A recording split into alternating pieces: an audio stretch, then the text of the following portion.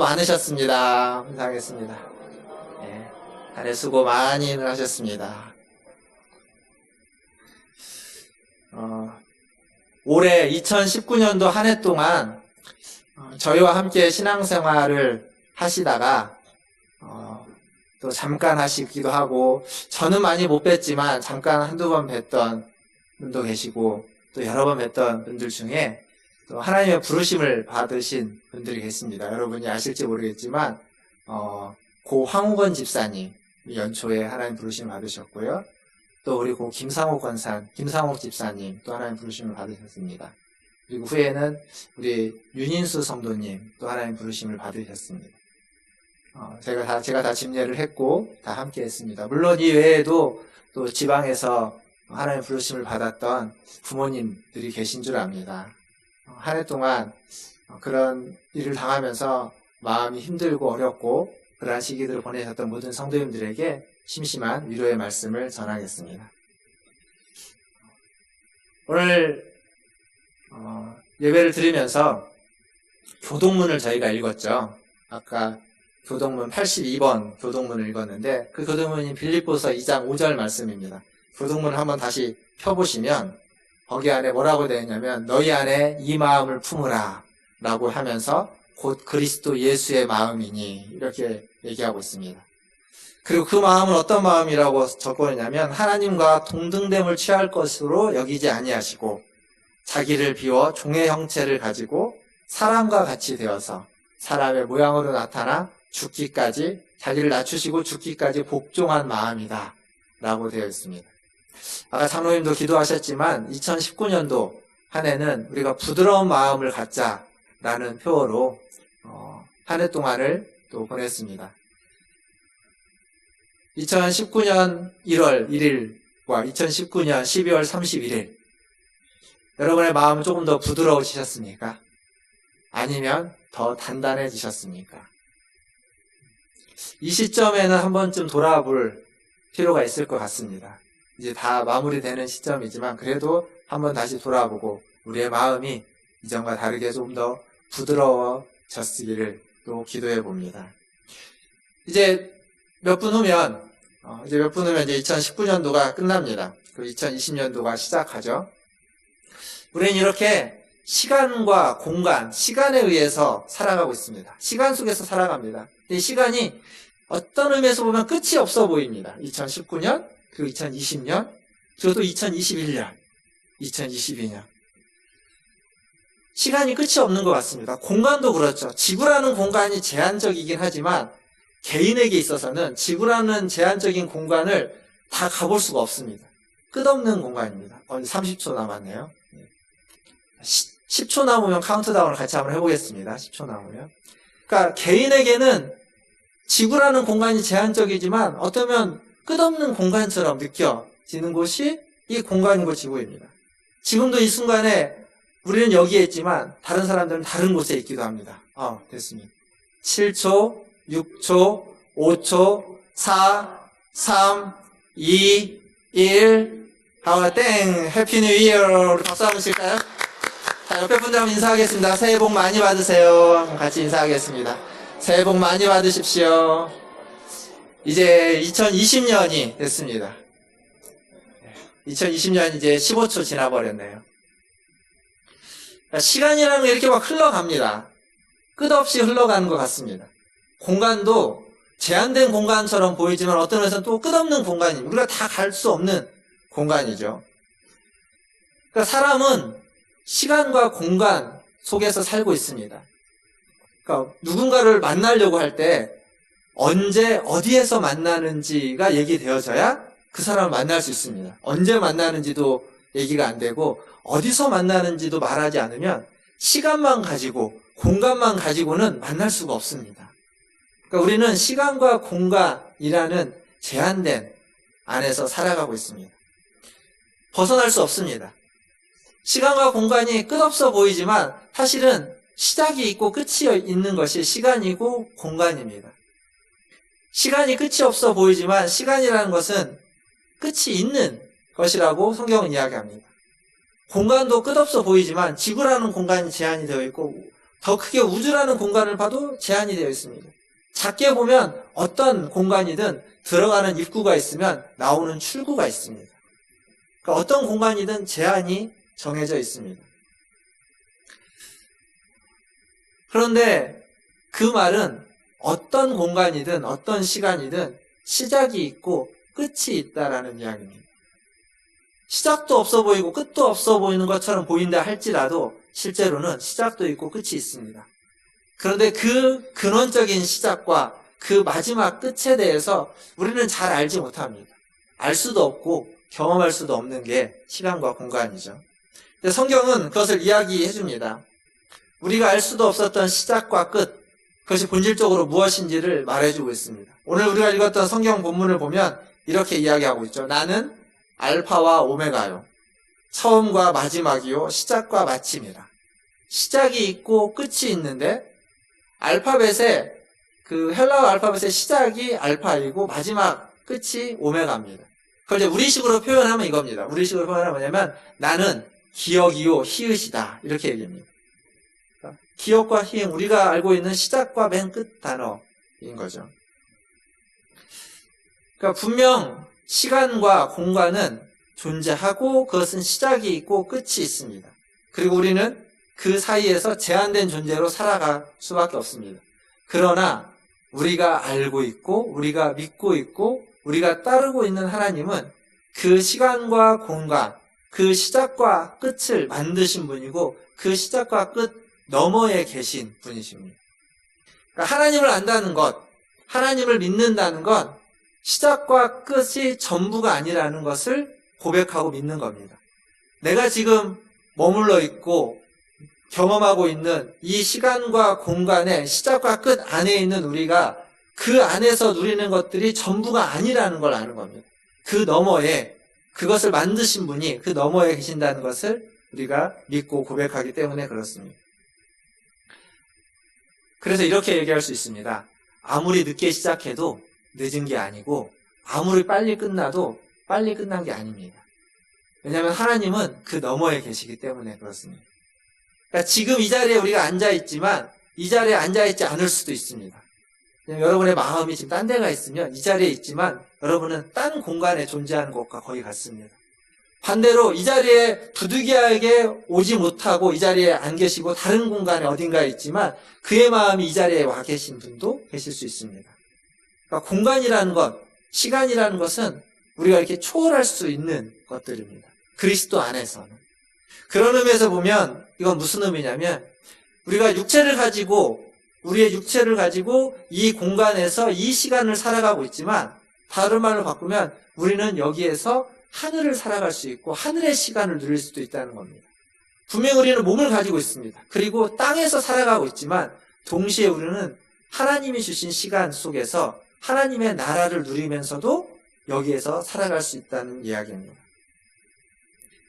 예수 그리스도를 믿는다는 건 그런 겁니다. 예수님이 뭐라고 말하냐면 너희 안에 너희는 이미 영생을 얻었다라고 이야기합니다. 영생은 영원한 생명입니다. 영원한 생명을 이미 얻었다고 이야기하고 있습니다. 영생을 가지고 계십니까? 영생을 가지고 계시나요? 여러분 이제 안 죽으십니까? 죽습니다, 우리는. 영생을 이미 가지고 있지만 우리는 우리의 육신의 생명은 언젠가는 수명을 다해서 죽을 수밖에 없습니다. 그럼에도 불구하고 이미 너희가 영생을 얻었다라고 예수님이 말하는 이유는 뭐냐면 여전히 육신의 생명을 가지고 이 땅에서 살고 있지만 그 시간과 그 공간을 뛰어넘어서 존재하는 그 시간과 공간 너머의 생명인 영생이 이미 우리가 여기에서 살아갈 수 있고 경험할 수 있고 누릴 수 있다는 이야기입니다. 그래서 우리는 육체를 가지고 이 땅에서 살아가지만 시간과 공간에 제한된 데에서 살아가고 있는 것 같지만 이 시간과 공간을 뛰어넘어서 하늘의 시간을, 하늘의 공간을 경험할 수 있고 누릴 수 있다는 겁니다. 그게 구원받은 자의 특권이고 신비이고 그게 우리에게 주어진 영생입니다. 이게 우리가 깨달아야만 하고 경험해야만 하는 겁니다. 사실 우리는 우리가 살고 있는 이 시간과 이 공간을 무엇으로 채우지 않으면 불안한 존재들입니다. 어떤 시간을 아무것도 안 하고 시간을 그냥, 우리 이제 그런 표현 많이 쓰죠. 이렇게 시간을 죽인다고. 시간을 죽인다 혹은 죽치고 있다 이런 표현을 씁니다. 그렇게 있으면 불안합니다. 어떤 공간이 있는데 공간에 아무것도 없이 그냥 텅 비어 있으면 굉장히 불안합니다. 제가 이제 사진을 보다 보니까 이사하기 전에 이제 집에 이렇게 갔을 때 이렇게 텅 비어 있을 때에는 뭐 이사가 딱 오면 가득 채워지니까 금방 그게 사라지죠. 근데 미국에 처음 갔을 때 물론 이제 원베드라고 해서 거실 하나 방 하나인데 그때 이민 가방으로 한 몇 개 가져가고 이렇게 갔는데 갖고 딱 들어가니까 아무것도 없잖아요. 그걸 다 풀었었는데 저 구석에 이만한 가방 뭐 이렇게 하나가 있고 방에 침대도 없고 아무것도 없고 저희 앞집에 있었던 저희 커뮤니티에 담당하는 외국인이 침낭인가를 빌려줬습니다. 자야 되니까 이불이 없으니까 침낭 빌려주고 뭐 이렇게 했는데 그때 그 공간이 휑하니까 되게 안정감이 없습니다. 그러니까 공간에 텅 비어 있으면 우리는 굉장히 불안합니다. 그걸 무엇인가로 채워가야 됩니다. 실제적인 공간도 그렇지만 삶의 공간도 마찬가지입니다. 여러분의 삶의 시간과 삶의 공간을 이렇게 비워놓으면 우리는 불안합니다. 그래서 그것을 무엇으로인가로 채우려고 합니다. 근데 그게 버겁죠. 그게 쉽지 않습니다. 그게 힘듭니다. 또 채웠는데 채운 게 마음에 안 들 수도 있습니다. 그럼 또 바꿔야 되는데 그건 또 더 힘들고 어려운 일이 될 수도 있습니다. 이런 시간과 공간은 끊임없이 우리를 억압하고 끊임없이 우리에게 요구하고 끊임없이 우리를 힘들게 하기도 합니다. 그런데 그리스도 안에 있다는 건 이 시간과 공간의 억압, 시간과 공간을 무엇으로 채워야만 한다라는 그 부담감을 덜어버릴 수 있습니다. 예수 그리스도 안에서 한다는 것은 그런 말씀이 있죠. 천년이 하루 같고 하루가 천년 같다. 그러니까 시간이라는 우리가 알고 있었던 그 시간이라는 것이 하루를 살지만 그 하루를 천년을 사는 것처럼 사는 사람이 있습니다. 어떤 사람은 천년이라는 길고 긴 시간을 사는데 그것을 마치 그게 하루인 것처럼 다이나믹하게 사는 사람도 있습니다. 제가 이 말씀을 준비하다가 이렇게 떠올랐던 사람이 한 사람 있습니다. 지난주 6월 말에, 저랑 제 아내랑 이제 소개해줘서 이렇게 결혼한 커플이 있는데, 후배 커플인데, 아내 되는 후배가 지난 6월 말에 이제 암 투병을 하다가 하나님 부르심을 받았습니다.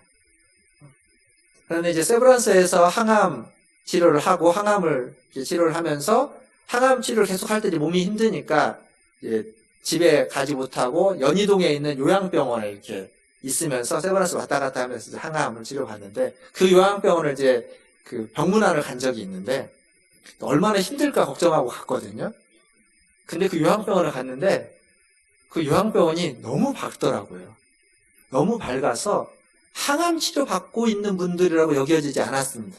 만났던 다른 분들도. 근데 그 후배는 더더군다나 더욱 그랬습니다. 제 아내가 거기서 저는 이제 잠깐 같이 있다가 왔고 제 아내는 조금 더 오랜 시간을 같이 있었는데 병원에만 있지 않고 나와가지고 그 연희동을 같이 걸어 다녔다고 합니다. 그런데 뭐라고 얘기하냐면 그 걸어 다니는 그 시간에 마치 이렇게 자기가 환자 같고 그 환자가 병문안 온 사람인 것처럼 자기를 데리고 여기는 뭐가 있고 여기는 뭐가 안내해주면서 이거 뭐 상가도 들어가고 그 주얼리 보석상에도 들어가고 뭐 또 먹자고 하고 그랬다는 겁니다. 그러면 그에게 주어져 있는 그 하루는 어쩌면 그 하루를 그 친구는 천년처럼 살았던 겁니다. 그 짧은 시간 그리고 얼마 안 있다가 그때로 하고 채 한 달이 지나지 않은 다음에 하나님 부르심 받았는데 그 시간을 너무 가치 있고 너무 귀하고 너무 생명력 있게 산 거죠. 그러니까 시간이라는 제한된 시간 속에 제한된 공간 속에 있었지만 그 시간과 공간을 넘어서서 살아가고 있는 삶의 모습 그게 그런 모습이 아니었을까라는 생각이 듭니다. 우리는 시간과 공간의 이 제약 속에서 지금 내가 하고 있는 이 치열한 일에 치여가지고 살아갑니다. 그것이 잘 됐는지, 그것이 성과를 냈는지, 그것이 내가 계획한 대로 됐는지, 안 됐는지, 이것에 전전긍긍하면서 살아갑니다. 그러나 그 시간과 공간을 초월하는 어쩌면 그 후배가 그 죽음이라는 것 눈앞에서 그것을 초월해 보면서 그 상황에서 놓여지니까 지금 있는 시간과 공간에서 주어지고 있는 압박감이나 뭔가 이뤄내지 못했던 것들, 부족한 것들, 그게 아무것도 아니었습니다. 그게 별것 아니라는 걸 그냥 그대로 만날 때마다 그것을 느낄 수 있었습니다. 우리는 어떻게 살아가고 있습니까? 우리는 그리스도를 믿고 그리스도를 따르는 사람, 하나님을 믿고 하나님을 따르는 사람은 그 시간과 공간 안에 살고 있지만 시간과 공간을 넘어서는 삶을 살 수 있는 사람입니다. 저는 여러분들이 시간과 공간을 초월해서 시간과 공간을 넘어서서 그것을 넘어서서 살아가는 그러한 삶이 되시기를 주님의 이름으로 축원합니다. 본문을 다시 보면 본문에 나는 알파와 오메가다 라고 되어 있습니다. 우리는 시작과 끝을 알고 싶어 하죠. 그런데 성경은 시작과 끝이 무엇이다라고 이야기하기보다는 시작과 끝이 누구인가를 이야기하고 있습니다. 내가 알파요 오메가다. 내가 시작이고 끝이다. 내가 처음이고 마지막이다. 라고 성경은 말해주고 있습니다. 오늘 설교 제목을 보시면 오늘 설교 제목은 알파와 오메가라고 하지 않고 오메가와 알파 대신 예수님 이렇게 했습니다. 우리가 예배를 시작할 때는 끝부터 시작을 하기 때문에 송구, 그러니까 2019년의 마지막부터 시작하니까 주님은 마지막이고 주님은 시작입니다. 성경은 주님은 시작이고 마지막이라고 표현하지만 우리가 방금 전에 경험했던 때는 주님은 마지막입니다. 우리는 그 마지막을 주님과 함께 했고 그리고 주님은 시작입니다. 2020년의 시작도 주님과 함께 하고 있습니다. 송구영신이라는 말이 그런 말이죠. 묵은 해를 보내고 새 해를 맞이한다. 보내는 것도 주님과 함께 보냈고 맞이하는 것도 주님과 함께 맞이하는 겁니다. 그 주님이 보낼 때도 우리와 함께 하셨고 맞이할 때도 우리와 함께 하시고 그리고 앞으로 그걸 살아갈 때도 우리와 함께 하실 겁니다. 그게 그런 겁니다. 전에도 계셨고 이제도 계시며 장차 오실 이라고 하는 요한계시록 1장 8절에 있는 말씀입니다. 나는 알파와 오메가요. 전에도 계셨고 이제도 계시며 장차 오실 이다 라고 하는 말씀입니다. 우리가 믿고 따르는 분은 그런 분입니다. 전에도 지금 여기에 계셨고 지금도 여기 계시고 장차 지금 여기에 오실 분입니다. 그러니까 어느 한순간도 우리를 떠나거나 우리를 버리거나 우리를 놓고 있었던 시간이 없는 그러한 공간이 없는 분이라는 거죠.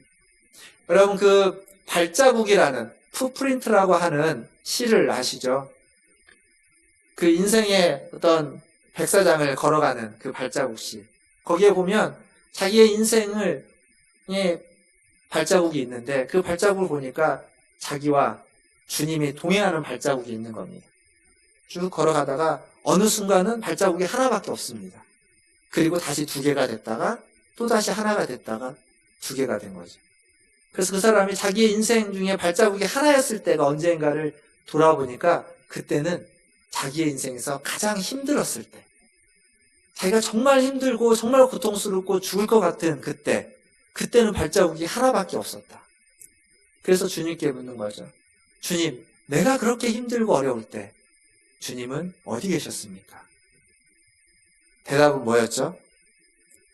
그때 나는 너를 업고 가고 있었다. 그 발자국은 자기 발자국이 아니라 주님의 발자국이었던 겁니다. 사람을 업어본 적이 최근에 없으시죠? 근데 업어보면 누군가를 업었을 때 그 업힌 사람이 그 등에 혹 안기면 그 등을 혹 감싸면 업는 게 편합니다. 그런데 업힌 사람이 불안해가지고 발버둥치면 업고 있는 사람은 굉장히 힘들 수밖에 없습니다. 그때가 가장 힘들 때였다면 아마 그 힘든 그 시기에 그 사람은 주님의 등에 업혀서 발버둥을 쳤을 겁니다. 불안하니까. 자기의 발이 땅에 안 닿기 때문에 너무 불안하니까 발버둥을 쳤겠죠. 그래도 주님은 놓지 않고 끝까지 업고 가신 겁니다. 만약 그 주님을 믿고 그 불안하고 그 걱정스럽고 그 힘든 시기에 주님께 모든 걸 맡기고 그 주님의 등에 푹 안겼다면 주님이 좀 더 편안히 우리를 걷고 그 시기를 지나게 해주셨을 겁니다. 어떻게 하시겠습니까? 여러분의 가장 어렵고 힘든 시간, 그때를 주님의 등에 안겨서, 엎혀서 주님의 품에 여러분의 모든 것들을 맡기고 의지하고 가시겠습니까? 아니면 불안과 염려로 인해서 발버둥 치면서 가시겠습니까?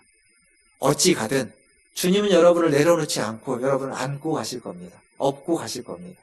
그 주님 앞에 엎이셔서 살아가시는 저와 여러분 되기를 주님의 이름으로 축원드립니다. 송구영신 예배 또 우리가 기도 편지도 써야 되니까 말씀은 마무리를 하려고 합니다. 나는 알파와 오메가요. 처음과 마지막이고 시작과 끝이다라는 이 말씀이 요한계시록에만 3번 나옵니다. 다른 책에는 이런 얘기가 없습니다. 나는 알파와 오메가다라는 얘기가 다른 책에는 등장하지 않습니다. 요한계시록 1장에 나오고 21장에 나오고 22장에 요한계시록에만 3번 나옵니다. 이 말씀이 요한계시록을 쓰는 사도 요한에게는 어떤 의미였을까요? 지금 사도 요한은 반모섬이라는 섬에 갇혀 있습니다. 반모섬이라는 섬이 그에게 있어서는 인생의 마지막 공간이고 마지막 시간입니다. 그리고 로마의 그 압자에서 그는 꼼짝달싹 할 수 없는 상황에 처해 있습니다. 근데 그런 그에게 주님이 말씀하시는 거죠. 나는 알파와 오메가다. 모든 것의, 모든 시간과 모든 공간의 시작과 끝이다. 그 말은 다른 말로 바꾸면 지금 사도 요한이 머물러 있고 어쩌면 얽매여 있는 겁니다. 시간과 공간, 이제 죽음이라는 것부터가 앞에서 아무것도 할 수 없는, 옴짝달싹 할 수 없는 그 상황에 처해 있지만 주님의 말씀은 그게 다가 아니라는 겁니다. 사도 요한에게는 굉장한 위로의 말씀이 아닐 수 없습니다. 아무것도 할 수 없는 상황, 자기가 한다고 해서 뭔가를 할 수 없는, 아무것도 할 수 없는 그 상황에, 그 시간 앞에, 얼마 남지 않은 그 시간 앞에 있지만 주님이 말씀하시는 거죠. 그 짧은 시간이 1000년일 수 있고, 그 짧은 시간이 1000년을 살아내는 것일 수 있고, 네가 여기서 하는 그 짧은 말과 행동이 1000년을 변화시키고 바꿔갈 수 있는 말과 행동일 수 있다는 것을 말해주는 겁니다. 그러니까 세상이 아무리 우리를 억압하고 우리를 조회한다 할지라도 우리는 시간과 공간의 시작과 끝에서 그 모든 것이 하나님의 손에 달려있다는 것을 사도 요한을 통해서 우리는 알 수 있습니다. 2020년 새해를 시작하면서 한 해의 시작과 끝이 달력에 달려있는 것이 아닙니다.